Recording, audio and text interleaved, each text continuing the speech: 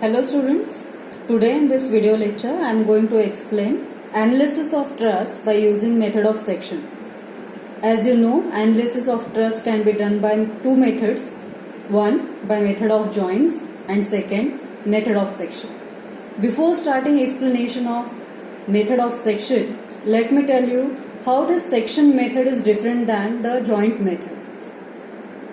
The first point is, in joint method we analyze the truss at the joint and using equilibrium conditions for the concurrent force system. And the conditions you used for this joint method are summation fx equals to 0 and summation fy equals to 0.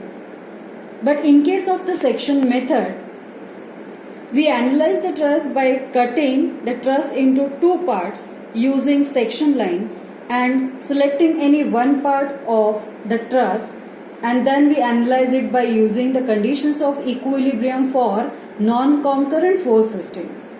And the conditions we used in this section method are summation fx equals to 0, summation fy equals to 0 and summation of moment equals to 0. The second difference is, in joint method we can find out the force in each member of the truss, whereas in case of the section method we can find out force in the few members.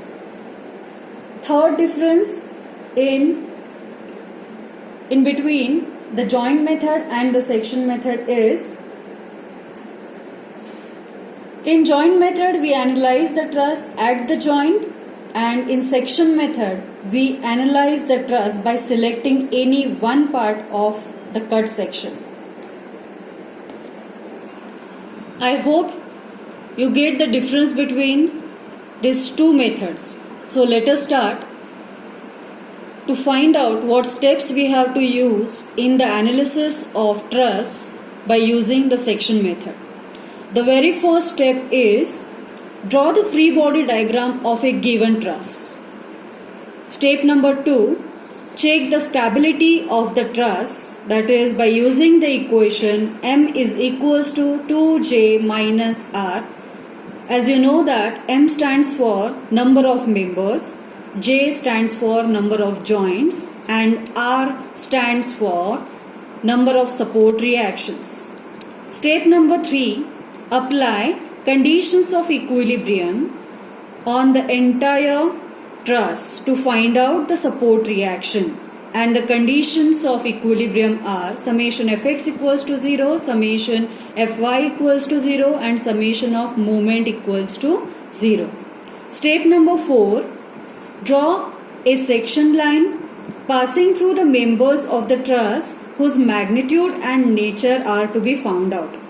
The maximum members are allowed along the section line are 3 because total number of conditions of equilibrium are available to analyze the truss are 3. Step number 5. With reference to imaginary section line, now there are two parts of the truss available with us. Then select any one part of the truss and draw its free body diagram. Assume that the nature in the members of the truss in tensile nature. Step number 6. Analyze the condition, apply the conditions of equilibrium and find out the forces in the members of the truss. And the conditions you can use in this step are summation fx equals to 0, summation fy equals to 0 and summation of moment also equals to 0. I suggest you to apply summation of moment equals to 0 condition first and then apply the remaining conditions to find out the unknown. Step number 7.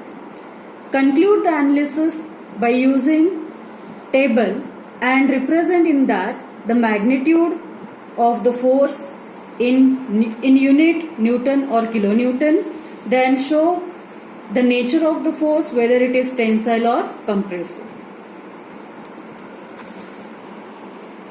Students, I hope the analysis of steps you got that, and now in this particular method, some important points I have summarized.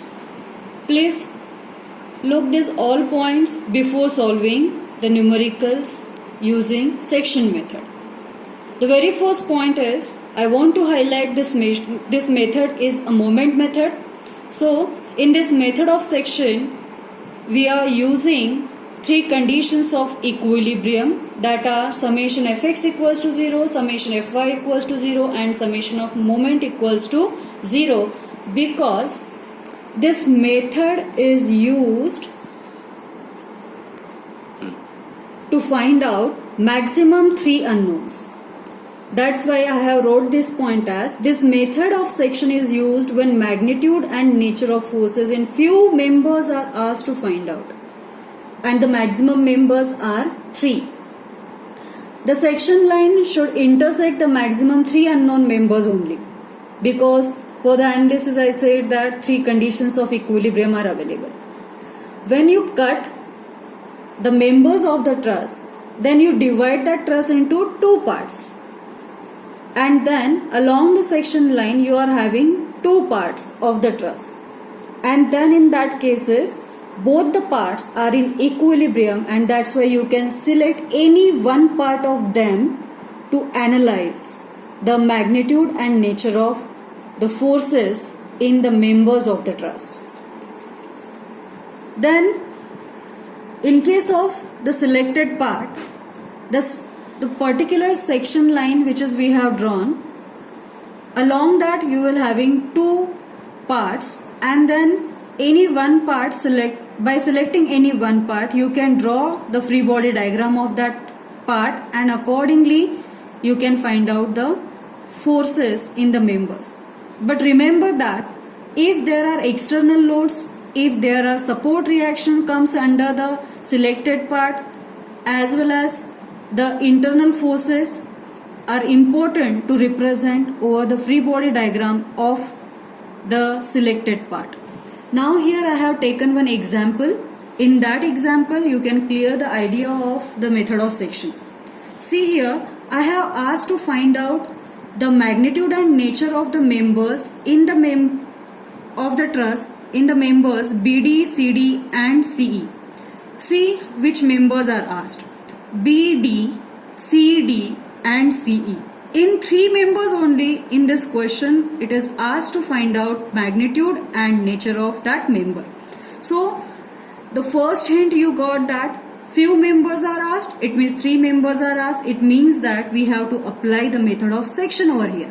So then I suggest you, when these 3 members are asked, so then plot section line from these 3 members, so that members should cut by the section line and your truss will be divided into 2 parts by using this section line. So see how I have drawn the free body diagram of this truss when I will cut this truss into, when I have cut this truss into 2 parts.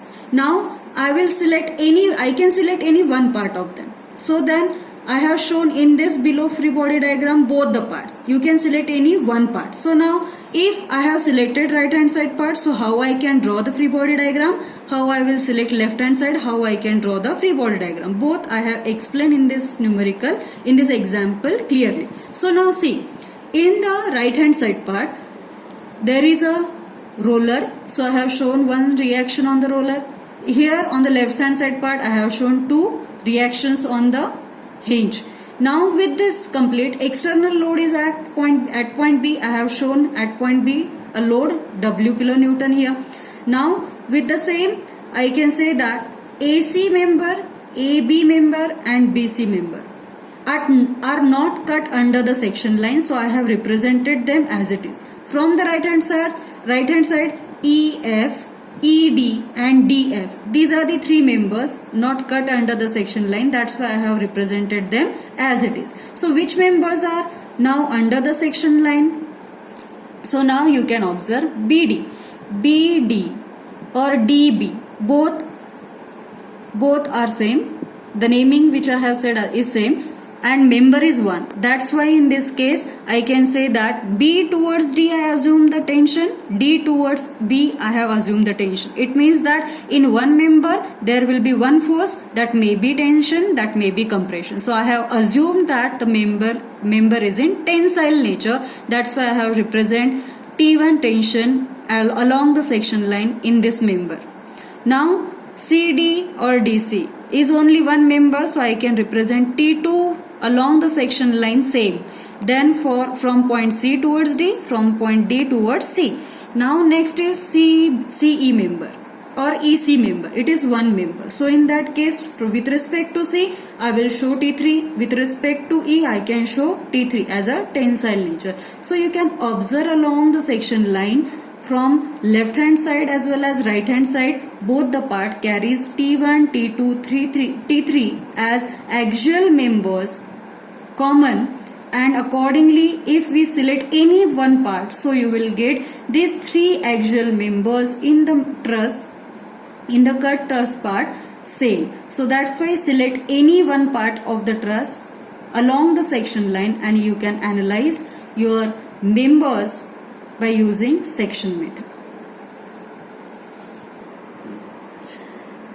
If a section line passing through any 4 members of truss, then any one out of 4 members which is not asked to find out can be analyzed by using the joint method or by suitable section method, double section method. So now in this case we can say that the remaining 3 members then we can solve by using the section method. In short, I can say that a section can cut more than 3 members, but the unknown forces should not exceed along the section line 3. The last, which is very important point for the cantilever truss. As you know, the cantilever truss is one part is fixed and one end of the truss is free.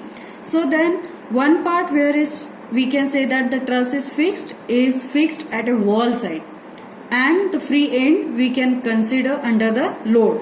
Now in case of the cantilever truss, no need to calculate the support reactions, but after selecting a section to draw the free body diagram for the analysis of the truss under the section method, we have to select only free part of that truss, because only 3 conditions of equilibrium are available with us to find out the unknown reaction. But in case of the cantilever truss, there are 4 support reactions are available, so that we cannot find out by using the 3 equations of equilibrium. So that's why neglect the wall side, avoid the calculation of the support reaction, and accordingly start your calculation or your analysis for the free part only. Thank you.